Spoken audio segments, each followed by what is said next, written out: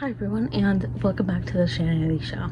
So this is going to be my last reading vlog of the year. I have a pretty good idea of when this video will go up. It'll be the last Friday in December. But for this last reading vlog, I'm just going to try to get through as many books as I can during this time to try to finish up my reading challenge for both Goodreads and Storygraph. The goal has been to read 115 books in 2023, and so far I'm making really good progress.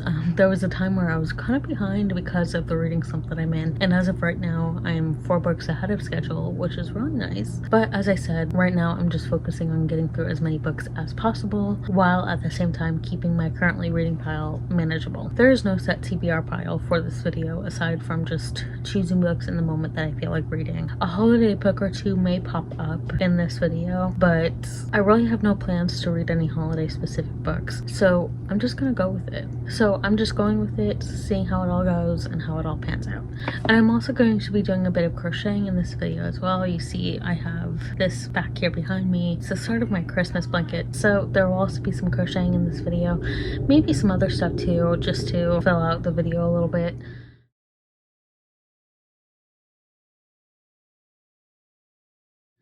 But with all that said, let's talk about the first book I'm reading. The first book is The River We Remember, a little bit of a tongue twister for me for whatever reason, by William Kent Kruger. This is a murder mystery set in the late 1950s in Jewell, Minnesota, where a well-to-do landowner is found floating in the river that cuts through the city of Jewell, the town of Jewell. They're all trying to figure out why this man died, how he died, who killed him. So this seemed right up my alley because a lot of the murder mysteries that are historical fiction seem to be right up my alley. We'll see if this one pans out too.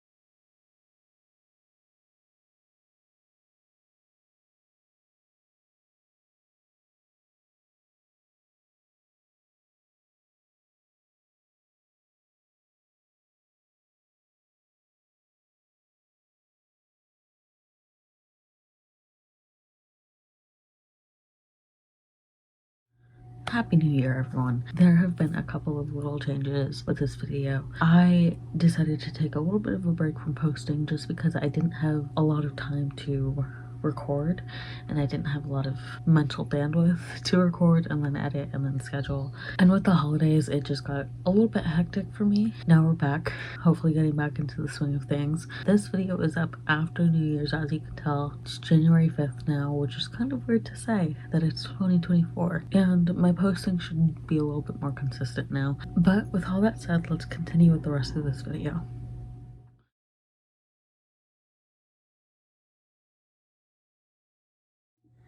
So just a quick crochet update. You can see behind me my Christmas blanket. I've made quite a bit of progress on it. I'm a little bit too lazy to pick it up and show you the progress I've made, but I've made quite a bit of progress. I still need to get through a couple more skeins of yarn before I finish this blanket, which will most likely happen after this video is uploaded, in terms of me finishing that Christmas blanket. I started it like kind of close to the beginning of December, maybe roughly, so it makes sense that I didn't have it done in time for Christmas, but it is what it is. I know now for next year to start big projects well in advance of when I want them done by. But as I said, right now it is what it is, and I'm enjoying making the blanket, and that's what matters.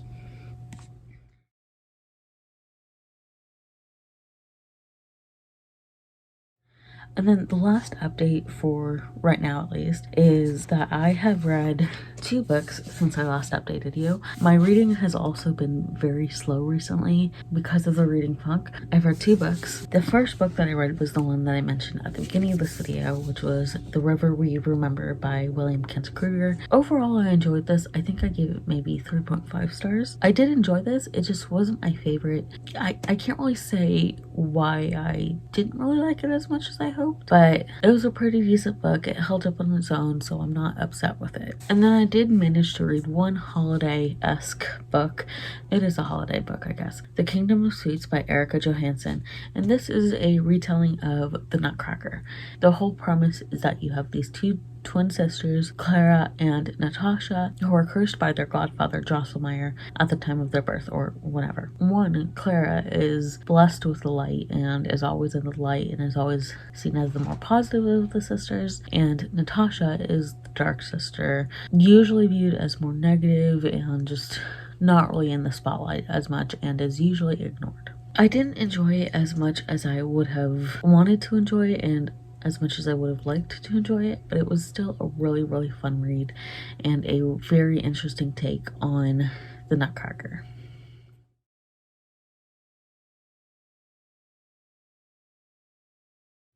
I'm now currently reading The Last Tale of the Flower Bride by Roshani Chokshi. Again, if I'm mispronouncing her name, please let me know. I don't really know too much about this, aside from that it's like a gothic fairy tale-esque story, and that's all I kind of want to know about it. The prologue was very interesting. The little snippet of a prologue was very interesting, so I'm really looking forward to continuing this book. Whether or not I finish it in 2023, we'll see. I'm not putting any pressure on myself to finish it this year, and if I finish it in 2024, then I finish it in 2024.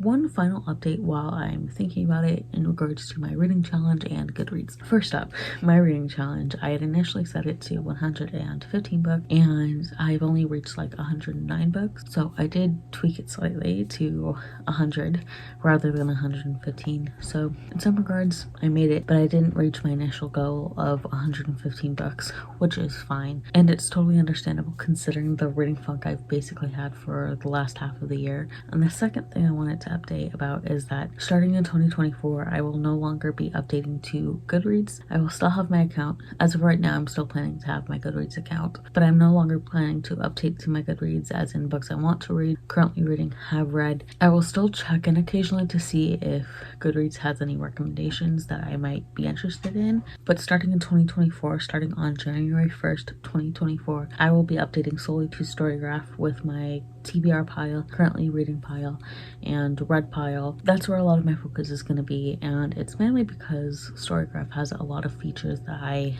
prefer, and at this point Goodreads just feels really lackluster.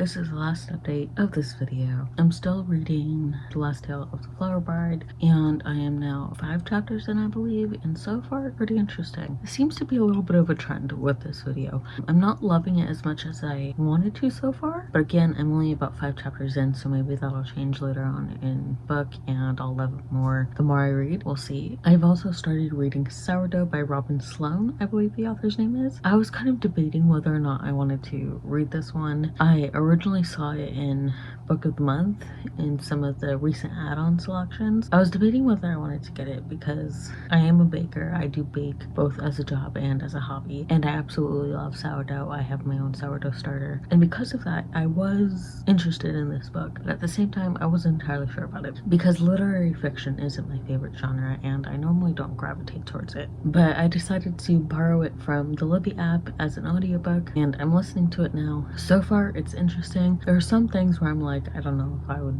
do that, or it doesn't really make sense to me, but whatever. Like singing to the sourdough starter, or like having music play because that helps it grow, like not really. It is all about environment for a sourdough starter and the proportions of starter and flour and water you're using to feed it, and the environmental factors are mainly like the weather and the ambient temperature in the room that the starter is being kept in. And the rest of that doesn't really make sense to me, but you know what, do what you will with your own sourdough starter. I'm not too fond of this book yet. Again, that could change over the course of the book, but I kind of don't see that happening with this book. I'm not too upset about it just because I wasn't sure about this book to begin with, but you know, I'm giving it a shot.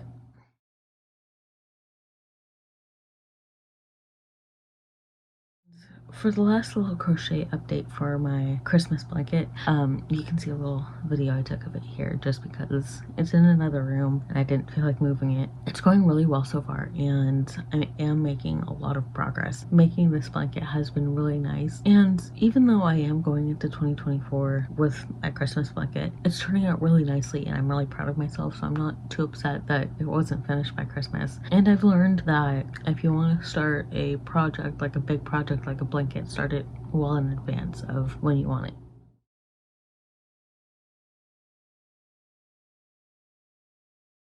Since we're now in 2024 and this is a bookish related video, leave a comment down below with what are your anticipated reads for this year, whether or not they're being published in 2024. Thank you all for watching and stay tuned for my next video.